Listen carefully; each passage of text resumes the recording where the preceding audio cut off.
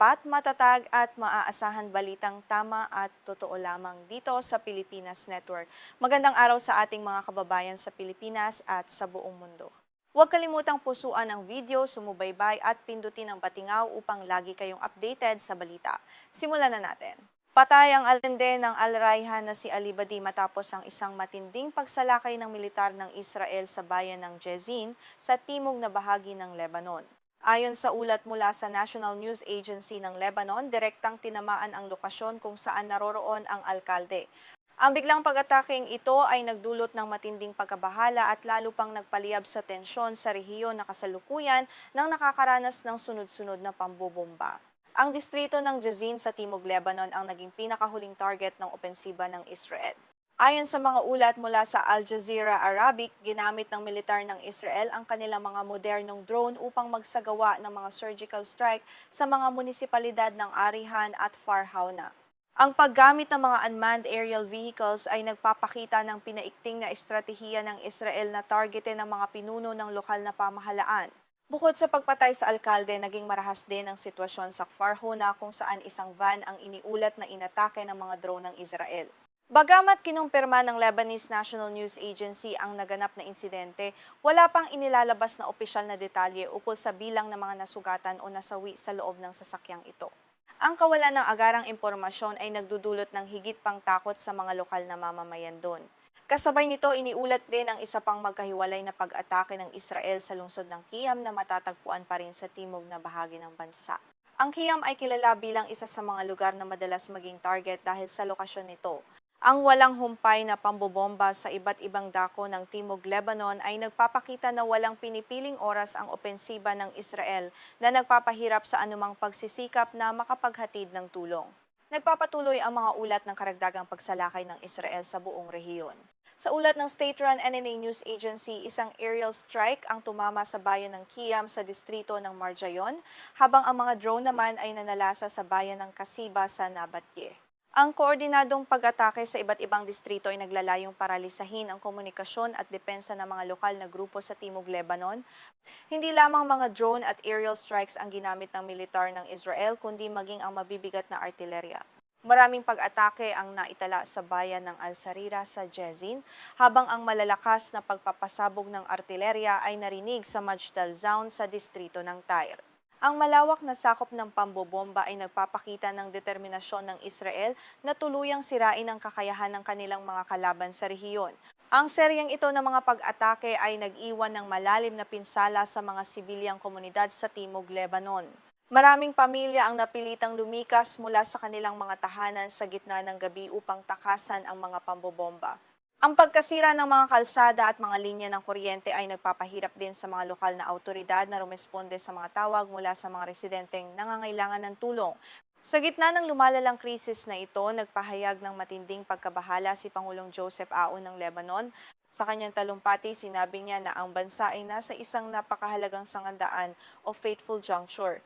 Nahaharap ngayon ang Lebanon sa isang kritikal na pagpili na magpapasya sa kinabukasan ng bansa, kung saan ang bawat desisyon ng pamahalaan ay magkakaroon ng pangmatagalang epekto sa kanilang soberanya. Ayon kay Pangulong Aoun, dapat magpasya ang Lebanon kung nais nitong maging isang soberanong estado na may solong kontrol sa mga sandata at nagtataguyod ng batas o manatiling bihag sa lohika ng mga milisya at kultura ng eksklusyon. Ang pahayag na ito ay direktang tumutukoy sa lumalaking impluwensya ng mga armadong grupo tulad ng Hezbollah na nagpapatakbo ng sarili nilang puwersa militar na hiwalay sa opisyal na hukbo.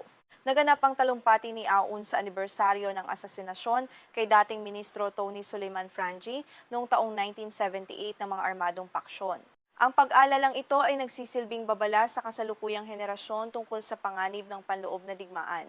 Ginamit ng Pangulo ang pagkakataong ito upang ipaalala sa lahat ang madilim na kasaysayan ng bansa kapag hinayaan ng mga armadong grupo na maghari sa halip na ang batas. Binigyang diin pa ni Pangulong Aoun na ang pambansang pagkakaisa ay isang existential necessity para sa kaligtasan ng Lebanon. Sinabi niya na ang kasalukuyang sitwasyon ay hindi nagpapahintulot ng sekta o rehiyonal na hidwaan. Sa panahong ito ng krisis, ang pagkakaisa ng iba't ibang relihiyon sa Lebanon ang tanging paraan upang mapanatili ang integridad at kalayaan ng bansa laban sa mga dayuhang banta sa kanilang teritoryo. Bilang dating pinuno ng militar, batid ni Aoun ang napakahirap na hamon ng pagdidisarma sa Hezbollah nang hindi itinutulak ang Lebanon sa panibagong digmaang sibil. Ang Hezbollah ay may malalim na suporta sa ilang sektor at nagtataglay ng malalakas na armas. Ang pagtatangkang bawiin ang kanilang kontrol ay nangangailangan ng maingat na diplomasya upang maiwasan ang madugong labanan sa pagitan ng mga kapwa mamamayan. Habang nagaganap ang gulo sa Lebanon, patuloy din ang tensyon sa iba pang bahagi ng gitnang silangan. Sa sinasakop na West Bank, sinalakay ng militar ng Israel ang Daishe refugee camp na matatagpuan sa timog ng Bethlehem. Ang pag-ataking ito ay bahagi ng mas malawak na kampanya ng Israel na supilin ang anumang uri ng paglaban mula sa mga Palestino na nagreresulta sa madalas na marahas na engkwentro sa mga komunidad na ito. Ayon sa ulat ng Balitang Wafa, maraming Palestino ang nagtamo ng pinsala dahil sa paglanghap ng tear gas na ipinatupad ng mga tropang Israel sa loob ng kampo. Ang mga bata at matatanda ang higit na naapektuhan ng kemikal na ito na kumalat sa mga masisikip na iskinita ng refugee camp. Ang paggamit ng tear gas sa mga mataong lugar ay umani ng matinding kritisismo mula sa mga organisasyong nagtataguyod ng karapatang pantao roon. Sinabi ng mga lokal na seguridad sa ahensya na puwersahang pumasok ang militar ng Israel sa kampo at nagtayo ng mga posisyon sa paligid ng pasukan nito, pati na rin sa kalsada ng Jerusalem-Hebron.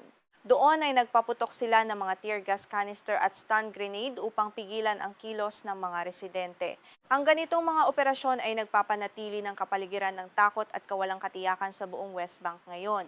Sa kabilang banda, sa larangan ng pandaigdigang diplomasya, nananatiling mainit na paksa ang magiging papel ng Lebanon sa mga susunod na negosasyon sa pagitan ng Estados Unidos at Iran. May mga ulat sa media ng Amerika na may mga eroplanong lumilipad patungo sa lungsod ng Geneva sa Switzerland upang ihanda ang lugar para sa paglahok ng vice-presidente sa nakatakdang paggawad ng isang mahalagang kasunduan o kasunduan.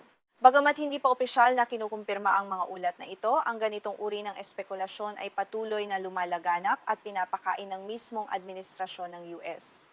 Sinisikap ng pamahalaan ng Amerika na palakasin ang pag-asa para sa isang kasunduan na hindi lamang mangyayari kundi maaring maganap sa lalong madaling panahon. Ang optimismong ito ay naglalayong ipakita na may pag-unlad sa diplomatikong relasyon ng dalawa. Mayroon ding mga palatandaan ng kasunduan sa isang phase na proseso. Ang unang hakbang ay ang paglagda sa isang Memorandum of Agreement na susundan ng isa pang takdang panahon upang simulan ang pag-uusap sa mas kontrobersyal na mga issue.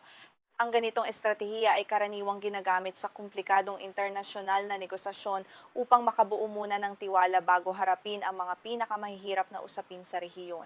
Gayunpaman, paulit-ulit na ipinahayag ni Pangulong Trump na ang Lebanon ay hindi magiging bahagi ng Memorandum of Understanding o MOU na ito. Ito ay isang napaka-critical na punto dahil ito ang bagay na ipinipilit ng Iran na dapat kasama.